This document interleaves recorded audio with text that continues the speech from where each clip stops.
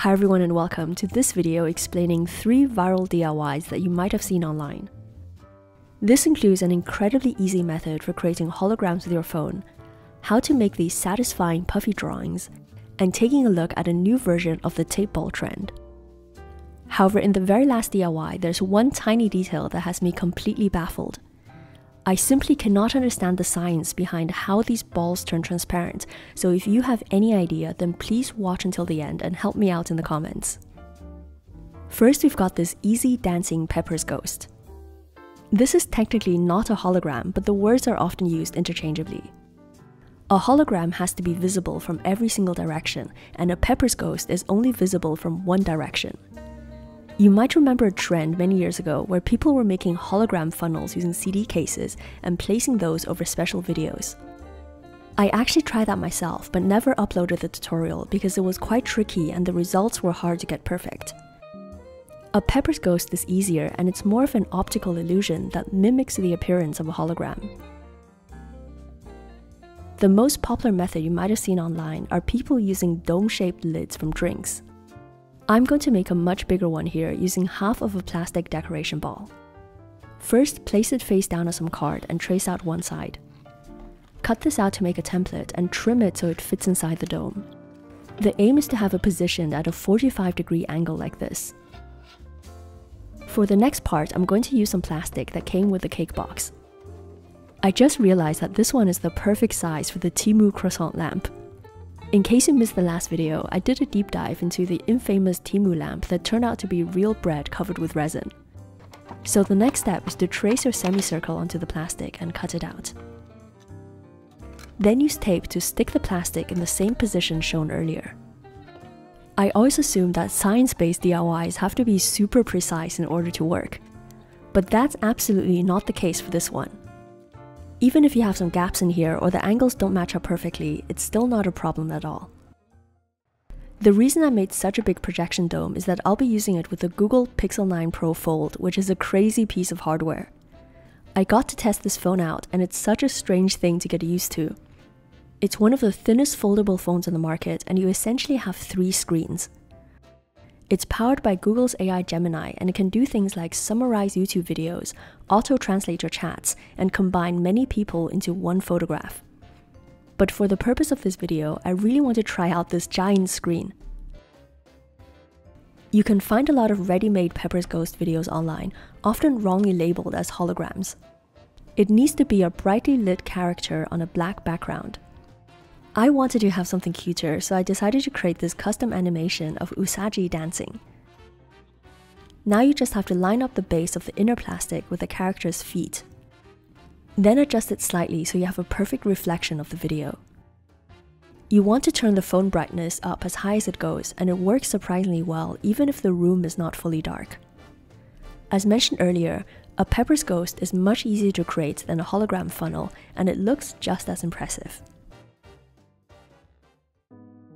The next DIY is pretty new, and I've only seen clips of this starting from summer 2024. You see water being applied to marker drawings, and these magically grow bigger, almost like puffy paint pens. Interestingly, a lot of these viral videos seem to be marketing the product, which they call magic paper or magic note paper. This is actually nothing new at all, but simply a compressed makeup sponge. You can buy them in bulk very cheaply if you search for compressed wood pulp sponge or just compressed sponges. It works best with felt tip markers and fairly simple shapes. Just add some water with an eyedropper and watch your drawing turn 3-dimensional. Despite this looking very simple, there are actually cases where things can go wrong. For some reason, these sponges can sometimes puff upwards or sometimes downwards. I made a series of buff characters and found that in most cases, adding water caused the sponge to puff in the wrong direction, which of course is a lot of work wasted. I'm still not sure what determines this, but I have a suspicion that adding a black outline increases the chances of the sponge going in the wrong direction. I think the ink line acts like a barrier and forces the water in such a way that it causes the sponge to bend downwards.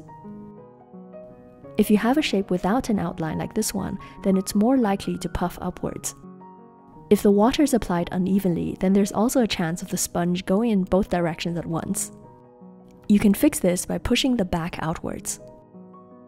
Once expanded, the sponges can't return to their original state, so you just have to reuse these for cleaning. Last but not least, we have these tape balls, which many of you might remember from last year. This is an extremely thin version of nanotape, almost like a membrane. It can be rolled into balls or used to make these extremely satisfying water bubbles. I noticed there's a new crystal clear version of the tape, so I had to try it out. If it's your first time using this, then it can be confusing to even know where to start. The front piece of the tape isn't peelable, so you have to look for the end, which is usually a few centimeters away. Once you find the end of the tape, you can start rolling it into a tiny ball. Always try to keep the ball attached to the rest of the tape, which makes it much easier to continue rolling from the end. The best method is to pull off a section of tape and then wrap it backwards around the roll. This means the sticky side is facing outwards.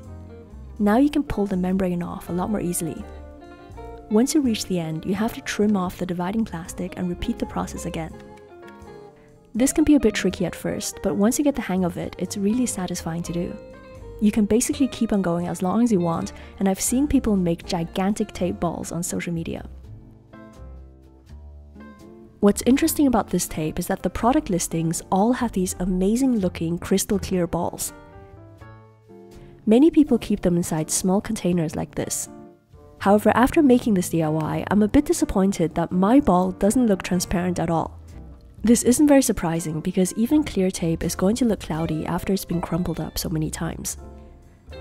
But it was only after taking a closer look at the product images that I discovered a line of text saying the balls will turn transparent if you leave them in sunlight for 5 to 7 days. This is the most bizarre thing I've ever read because I've never heard of a chemical process where sunlight can be used to turn a material see-through. I'm also not sure if this is connected to the UV radiation or the heat.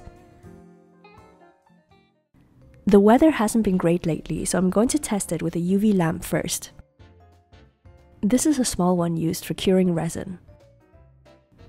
I can hardly believe it, but the ball actually looks a bit smoother after being exposed to UV light for several minutes. It's not transparent yet, but it definitely looks darker than the original version. Here's a comparison of the two. My best guess is that the UV light is melting or smoothing out the adhesive between the layers of tape, but I honestly don't know. If you have any theories, then please leave it in the comments below. I don't believe that this tape contains any resin acrylates, which of course also react with UV light. UV resin has a very sharp, distinct smell, and this tape doesn't smell like anything. I'm going to make more balls using every color of tape, and I want to see if I can turn all of these transparent. This is going to take a while, so I'll upload the results into shorts, and be sure to subscribe so you don't miss that. If this works, then it's truly one of the weirdest DIYs I've ever come across in over 10 years of YouTube. I hope you've enjoyed this video, and thank you so much for watching. I'm Joanna, and I'll see you in the next one. Bye!